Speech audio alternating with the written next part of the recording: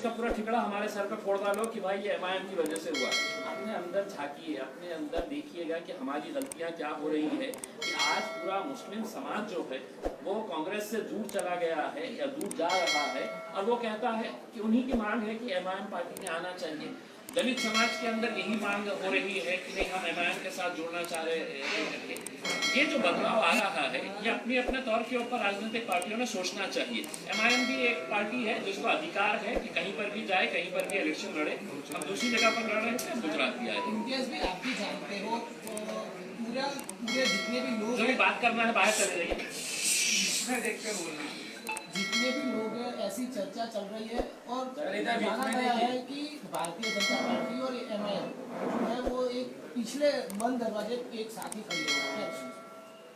देखिए, उदाहरण के तौर के ऊपर देना चाहता हूँ, 20 साल से लगातार औरंगाबाद में भारतीय जनता पार्टी और शिवसेना का उम्मीदवार लोकसभा का चुनाव जीतते आ रहा था। एक बार भी एमआईएम पार्टी ने लड़ी नहीं इलेक्शन। जब हमको असद साहब ने कहा कि औरंगाबाद से आप लड़िएगा, तो कांग्रेस के बड़े बड़े दिग्गज और राष्ट्रवादी कांग्रेस के शरद पवार साहब की पार्टी के बड़े बड़े दिग्गज औरंगाबाद में आए। उन्होंने कहा कि अब इलेक्शन लड़ने की जरूरत नहीं है, ये तो आराम से सीट है तो शिवसेना फिर से निकाल लेगी, क्योंकि अब ये एमआईएम आ गई है, ये वोट बंटने वाले हैं। नतीजा क्या हुआ है इसका कि जब हम लड़े और हमने लोगों से कहा कि अब इनमें इतनी हिम्मत नहीं है, इनके अंदर वो जीतने की जो कुव्वत होनी चाहिए, लड़ने की जो ताकत होनी चाहिए, वो ताकत इनकी खत्म हो गई है कांग्रेस राष्ट्रवादी की, एक बार हमारे पीछे आओ। और जब हमारे पीछे आए तो हमने उनको हरा दिया। अब आप बताइएगा कि अगर हम लड़ेंगे नहीं तो जीतेंगे कैसे? अब आप लोग कांग्रेस वाले कहते हैं कि नहीं, हमने लड़ना ही नहीं, तो हमने लड़ना नहीं तो हमने क्या गोटियां खेलना, हमने क्या करना? हम लड़ रहे हैं तो हम जीत रहे हैं। अब किसका फायदा हो रहा है, किसका नुकसान हो रहा है? पार्टी कब से है? 50 सालों से है। हमने लड़े हैं क्या कभी? गुजरात में आए हैं क्या कभी? लेकिन गुजरात के अंदर कौन जीत के आ रहा है? भाजपा भी जीत के आ रही है ना। अब हम आए हैं मैदान में और कांग्रेस वालों को ये दिखाने के लिए आए हैं अब तुम्हारी जो ताकत है वो पूरी तरह से खत्म हो गई है, तुम्हारे में लड़ने की कुव्वत ही नहीं है। अब हम तुमको बताएंगे कि तुमको भी हराया कैसा जाता है और भारतीय जनता पार्टी को भी हराया कैसा जाता है। इम्तियाज जलील जी, मेरा एक प्रश्न है। मेरा नाम शफकात है। मेरा प्रश्न आपसे ये है कि आपने कहा छोटू भाई वसावा के साथ यूपी की जो पार्टी है, एक अलायंस आपका यहाँ पर गुजरात में स्थापित हुआ है, जो एक अलायंस आपका बिहार में भी हुआ, क्या पश्चिम बंगाल में ममता बनर्जी के साथ आपका अलायंस स्थापित होगा? असद अवैसी साहब अभी गए हुए थे। देखिए, एक बात आपने समझ लेना चाहिए कि अब राजनीतिक पार्टियां जो है वो एमआईएम पार्टी को बहुत हल्के में नहीं ले रही। जैसा ये था कि बिहार में जब हम गए तो सबने यही कहा, मीडिया के ऊपर स्टोरी चलाई गई कि अब ये बिहार के अंदर भी आ गए। बिहार में 250 सीटों में से अगर 20 सीटें भी जहाँ पर हम ताकत रखते हैं वहाँ पर अगर हम नहीं लड़ेंगे तो फिर हमने क्या करेंगे? हमने लड़े तब हमको जाकर वहाँ पर कामयाबी मिली। 70 सीटें कांग्रेस ने लड़ी, कितने जीती आप भी अच्छी तरह से जानते हैं।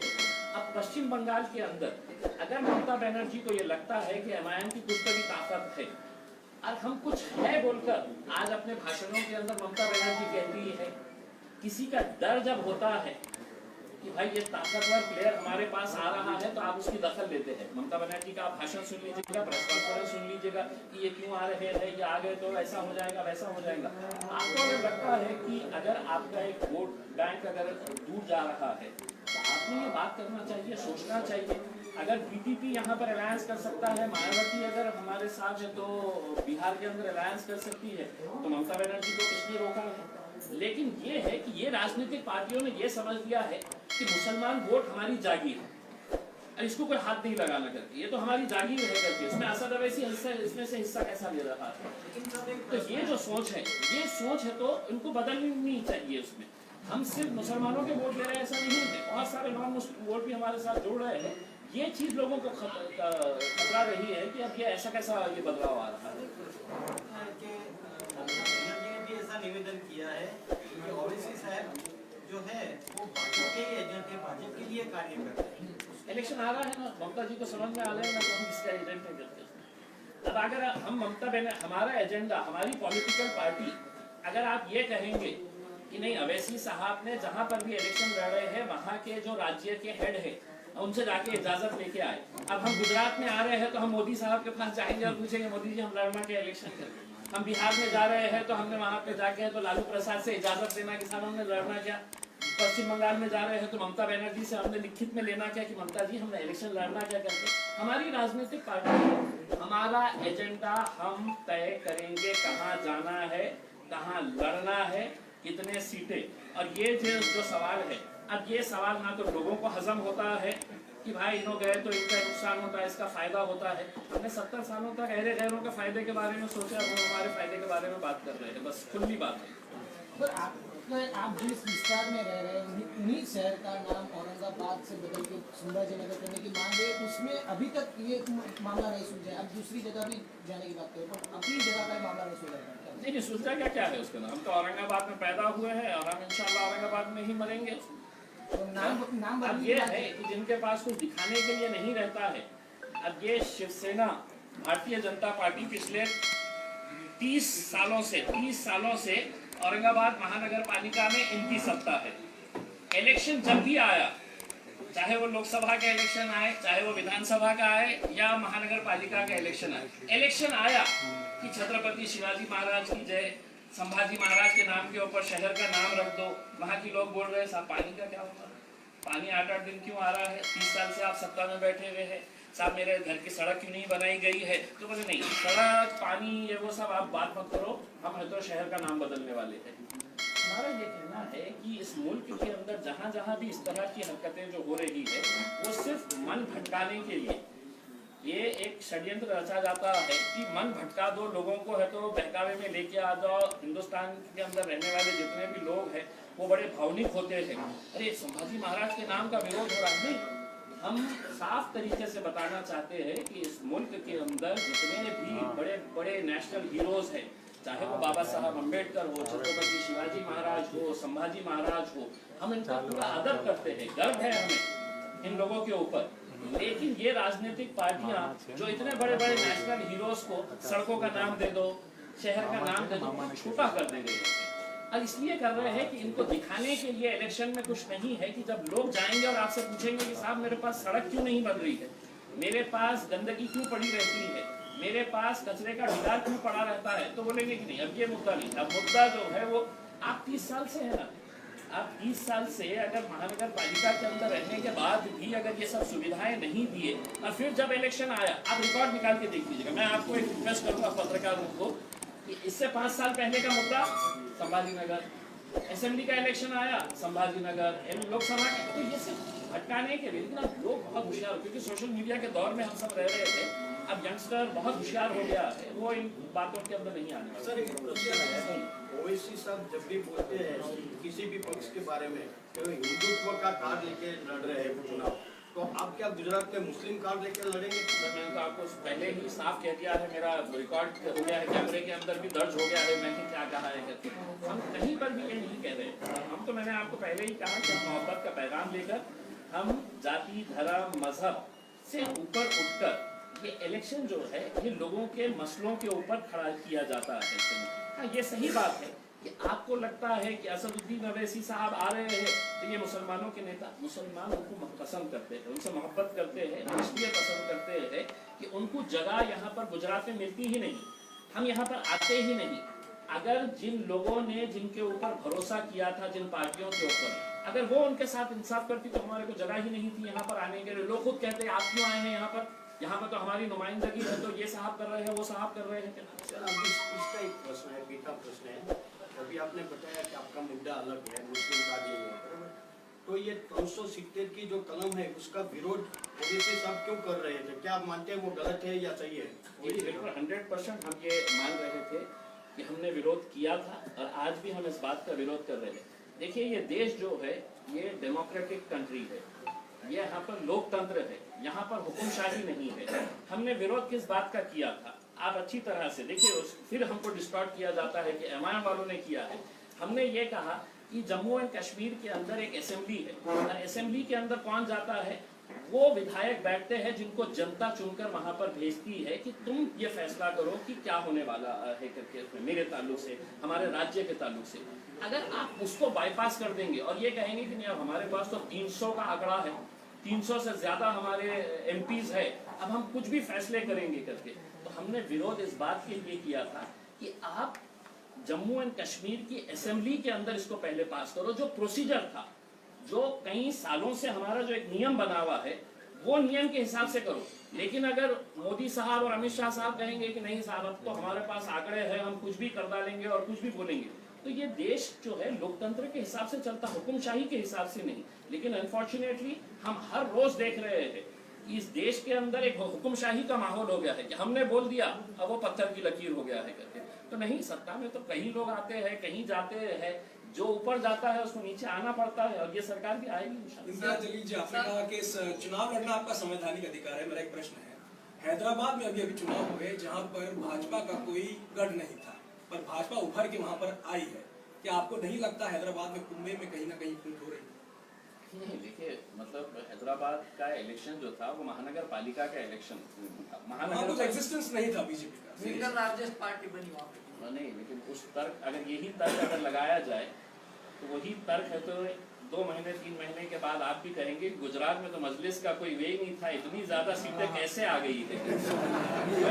यही तर्क अगर लगाया जाए तो मैं आपको सिर्फ एक बात कहना चाहता हूँ कि महानगर पालिका का इलेक्शन जो होता है वो अपने इलाकों के मुद्दों के ऊपर होता है कि हमारे इलाके के अंदर किसी के पानी का मसला, किसी के गटर का, किसी का ड्रेनेज का, किसी के स्कूल का, हॉस्पिटल का, ये मुद्दों के ऊपर होता है।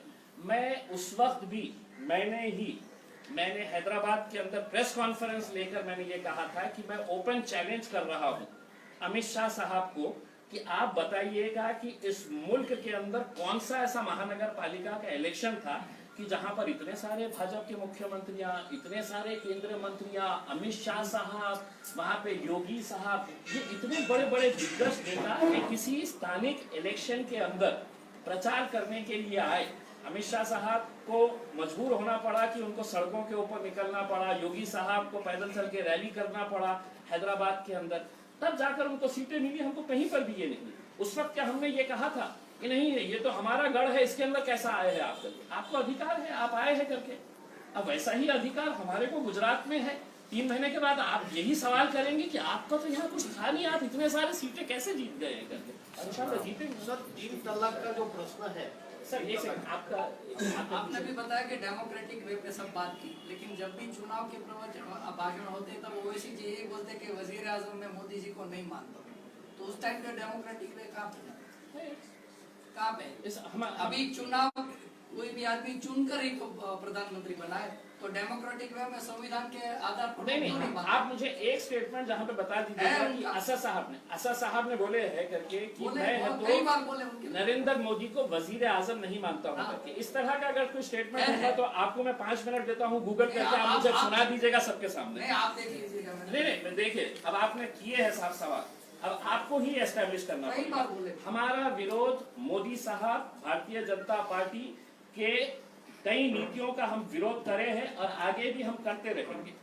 लेकिन अगर कोई डिस्टॉर्ट करके आप ये बता दीजिएगा इस देश के अंदर कानून है नहीं है इसके, अगर कहीं पर भी, अब कल के दिन ही पता चला है कि कोई एक आर्टिस्ट बंबई में मध्य प्रदेश के अंदर गया था, उसको जेल के अंदर डाल दिया है करके। उसमें अगर असदुद्दीन अवैसी साहब अगर कुछ इस तरह का बयान कर रहे हैं तो भारतीय जनता पार्टी के पास तो इतनी बड़ी टीम है और उनका काम ही ये है उसके अंदर इसके खिलाफ वो कर डालो, उसके खिलाफ, तो क्यों नहीं कंप्लेन किया असदुद्दीन अवैसी साहब के खिलाफ कि इनके ऊपर FIR रजिस्टर होना और इनको भी जेल में डालना चाहिए करके?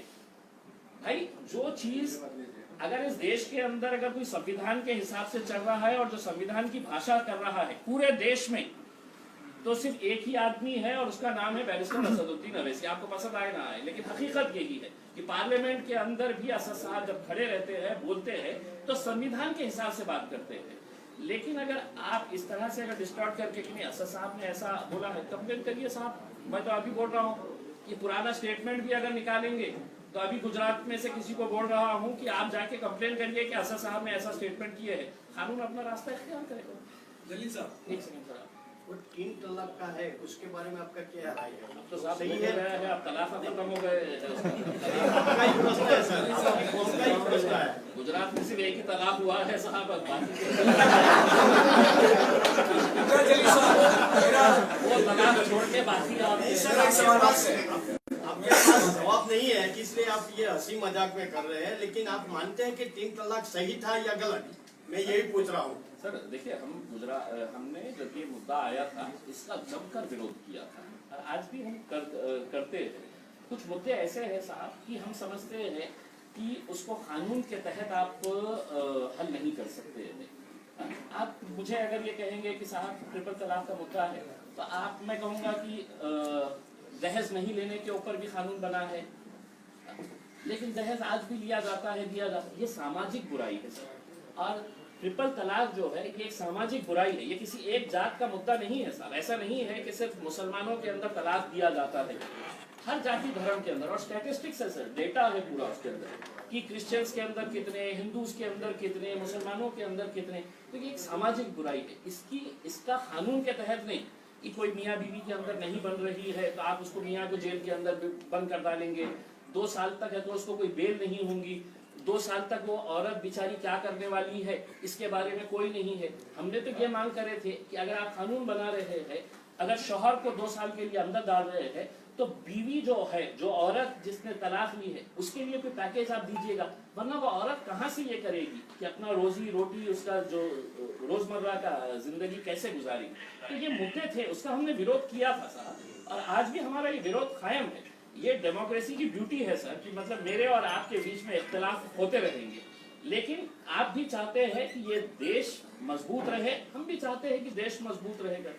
मेरा एक प्रश्न आपसे ये रहेगा कि बीटीपी के साथ आपका अलायंस हुआ है, सीट शेयरिंग पे कोई कंसेंसस हुआ है या नहीं? देखिए सर, मैं कल आते ही मतलब किसी ने पूछा कि आप बड़े रहेंगे या छोटे रहेंगे। छोटे रहेंगे सर। हम मतलब हमेशा से ही हम छोटे बन के ही अब हम ये चाह रहे हैं कि छोटू भाई को बड़ा भाई बना दे यहाँ पे उसके अंदर। बहुत अच्छे तरीके से हम उनके साथ रहेंगे। सीट शेयरिंग के ताल्लुक से अभी बहुत अर्ली ये है, पहला चूंकि इलेक्शन है तो अभी बहुत सारी बातों के ऊपर चर्चा होना बाकी है इसमें। लेकिन आपको इतना यकीन दिलाते हैं कि सीट शेयरिंग के मामले के अंदर कहीं कोई वाद विवाद कहीं पर भी नहीं होगा। उसके अंदर हम अच्छे तरीके से इलेक्शन लड़ेंगे अलायंस। आप लोग ने तैयारी दिखा दी है, चुनाव में गठबंधन हो चुका है, तो गुजरात के अंदर आपका प्रेसिडेंट कब जाहिर होगा, पूरी बॉडी कब जाहिर की है? सर पार्टी के चुनाव काफी नजदीक है। जी जी जी बिल्कुल। मुझे भी कोई जाहिरात नहीं हुई। मुझे भी अभी तक यही, मैं इसी इरादे से आया था कि मैं और वारिस पठान साहब हम इसी इरादे से आए थे कि यहाँ के अंदर लोगों की ख्वाहिशें तो बहुत रहती है, लेकिन हम ज़मीनी स्तर के ऊपर जाकर देखें कि हम लोग वाकई में मतलब यहाँ पर आना चाहिए क्या। और यहाँ पे 3 दिनों के अंदर हमने ये तय किया है कि नहीं, यहाँ के जो नौजवानों में जोश है वो जोश को देखते हुए बाकी की जो फॉर्मेलिटीज़ है कि अब हमारी पार्टी का रजिस्ट्रेशन का ताल्लुक है, पार्टी का ऑर्गेनाइजेशन सेटअप करवाना है, तो वक्त बहुत कम है, ये भी मैं मानता हूँ। लेकिन पार्टी के अंदर कहीं पर भी MIM पार्टी जो चलती है वो इम्तियाज जलील या वारिस पठान के नाम से नहीं चलती है। हमारी पार्टी का एक ही अध्यक्ष है पूरे नेशनल लेवल के ऊपर, और उनका नाम है बैरिस्टर असदुद्दीन। वो कब आएंगे? बाकी सब वो कब आएंगे? बहुत जल्द आएंगे साहब। अभी तो मतलब हम जाते ही सबसे पहले उनको यही बोलने वाले हैं कि साहब बाकी पूरे प्रोग्राम्स कैंसिल करिए, कुछ दिन में गुजारेंगे। नगरपालिका में आपका इलेक्शन में खड़े रहेंगे, पूरे गुजरात में जितनी भी जगह हो रहा है इलेक्शन सब जगह, जितनी जगह के ऊपर तो नहीं है। मतलब अभी कैसा है कि इलेक्शन लड़ना का मतलब ये है कि एक इलेक्शन ये होता है कि आप हर जगह लड़ लो, नतीजे नहीं आते हैं। हमने जैसे पहले बताया है कि आप लड़ेंगे तो जीतेंगे, तो वो जीतने के इरादे से जहाँ जहाँ पर भी हमारे स्ट्रॉन्ग होल्ड्स हमको नजर आते हैं कि यहाँ पर हमारी पॉसिबिलिटी है, तो हम यकीनन वहाँ पर लड़ेंगे। कहाँ आपने कुछ डिसाइड किया कहाँ पे? अभी तो मतलब उसका एनालिसिस चल रहा है। हमारी एक सर्वे टीम है तो गुजरात में आई हुई है, वो सर्वे टीम अपने लेवल के ऊपर कर रही है, खामोशी के अंदर असेसमेंट उसका चालू है। अब कहाँ कहाँ पे लड़ना चाहिए वो सर्वे टीम अपनी रिपोर्ट पेश करेगी, और उसके बाद उम्मीदवारों की अगर मैं बात करूं, कैंडिडेट्स की, आप खुद एक पत्रकार रह चुके हैं, वारिस पठान साहब एडवोकेट हैं, असदुद्दीन ओवैसी साहब बैरिस्टर हैं, तो क्या जो उम्मीदवार होंगे, मैं ये मानता चलूं कि AIMIM will make it sure कि उनका कोई क्रिमिनल बैकग्राउंड नहीं होगा? नहीं, अगर मतलब मेरे हिसाब से तो ये तो पूरा भारतीय जनता पार्टी में चलेंगे